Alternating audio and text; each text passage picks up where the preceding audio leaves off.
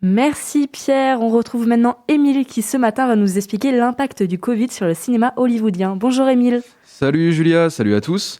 Dimanche 25 avril, c'était la 93e cérémonie des Oscars, cérémonie qui arrive dans un contexte particulier. La pandémie a frappé de plein fouet l'industrie du cinéma. Le peu de sorties en salle a amené l'explosion des plateformes de streaming, ce qui a poussé le jury de la cérémonie à revoir ses critères d'admission. Habituellement, les Oscars exigent que les films aient reçu une sortie en salle dans le comté de Los Angeles pendant au moins une semaine pour être éligibles. Cette année, l'Académie a voté pour modifier ces critères, uniquement pour cette édition-là, autorisant temporairement les films sortis via une plateforme vidéo seulement s'ils étaient initialement prévus pour une sortie en salle. La pandémie de Covid-19 a frappé toute l'industrie du cinéma qui traversait une période plutôt fructueuse. Le nombre d'entrées en salle était croissant d'année en année depuis plus de 20 ans. Ces nouvelles règles imposées par les consignes sanitaires ont redéfini les modes de consommation et de production de films, poussant les grandes institutions à porter un regard nouveau sur les nouveaux acteurs du milieu, les plateformes de streaming. Et comment l'industrie hollywoodienne a réagi au début de la pandémie ? Dans un premier temps, on a une fermeture de tous les cinémas du monde et un gel des tournages. On ne tourne pas, mais on continue de payer la location des décors, du matériel, etc. Donc énorme perte d'argent pour les grosses maisons de production, entraînant un effet domino. Pas de tournage, donc pas de film en salle à la réouverture. Finalement, on se retrouve avec un effondrement économique du secteur. Les pertes d'argent pour toute la chaîne de distribution entraînent une réticence de toute l'industrie à sortir des films.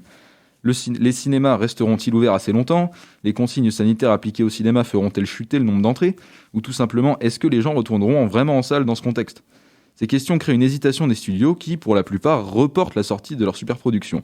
On peut citer le dernier James Bond, initialement programmé pour le 4 avril 2020, donc évidemment reporté en novembre 2020, puis en avril 2021 et finalement en octobre 2021.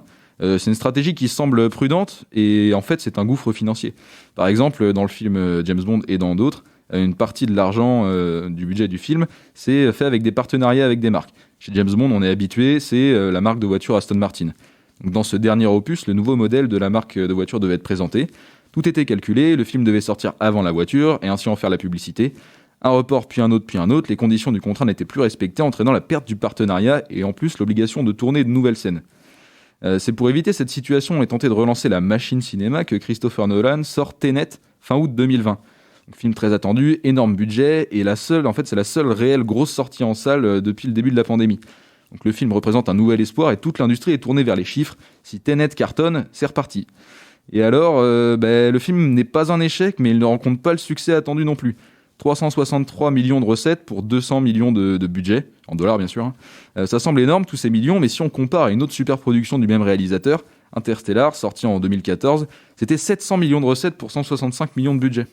Et du coup, pourquoi ne pas sortir les films sur Netflix ? Alors justement, après le succès mitigé de Tenet, Disney, via la plateforme Disney+, décide de sortir le remake de Mulan directement en ligne. Là, ça devrait marcher, normalement, pas de raison. Et alors, non, échec mais cuisant cette fois-ci. 70 millions de recettes pour 200 millions de budget. Le film, pourtant plutôt bien accueilli par la critique, est un échec complet pour Disney. Et quelle est la solution ? En réalité, il n'y a pas de réponse magique, quoi. Il n'y en a pas vraiment de solution. Oui, les plateformes de streaming ont un grand succès, mais elles ne permettent pas de rentabiliser les grosses productions. Les salles de cinéma restent donc la meilleure solution. Le fait que les deux modes de diffusion se retrouvent dos au mur face aux mêmes problèmes et enjeux, ça amène à un changement des mentalités et des mœurs du vieil Hollywood. Souvenez-vous de la polémique Roma en 2019, un film Netflix qui a pu contourner les règles et gagner 3 Oscars. Donc c'est un scandale pour les puristes de la cérémonie, pour un film qui était pourtant vraiment ancré dans son époque, qui était sorti en salle et sur Netflix. Et qui aurait pu prédire qu'un an plus tard, une pandémie fasse bouger les règles de sélection et permette aux films justement sur les plateformes d'être éligibles aux Oscars. Donc pour conclure, on observe que les choses changent, mais très lentement, et qu'il n'y a plus surtout de moyens de diffusion parfaits. Donc il faudra en fait espérer une espèce de formule de symbiose entre les plateformes de streaming et les salles de cinéma. Donc on verra bien. En tout cas, chez nous, les salles réouvrent le 19 mai. En attendant la prochaine séance, passez une très bonne journée. Merci beaucoup Émile et une très bonne journée à toi aussi. On se retrouve pour l'agenda juste après un peu de musique.